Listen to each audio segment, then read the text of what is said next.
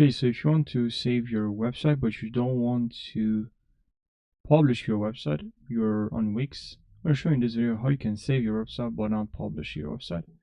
So here, when you go to here on dashboard, my dashboard, and you're going to your edit site, and then right over here, we're working on our website, we're making some changes, and then we want to save our website.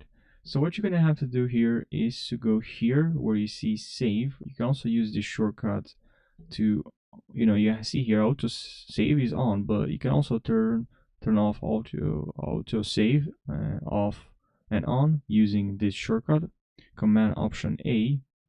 And you can also click on here to view site history, and yeah, you can click on here, and now you'll be able to save, and then your changes are saved, publish to see your changes live at the following domain. Now, of course, as you can see, you can also just if you want to publish, you can of course click on here, but if you just want to save, you're gonna have to click on here on Wix website. So I hope you found this short video helpful. Thanks for watching and take care.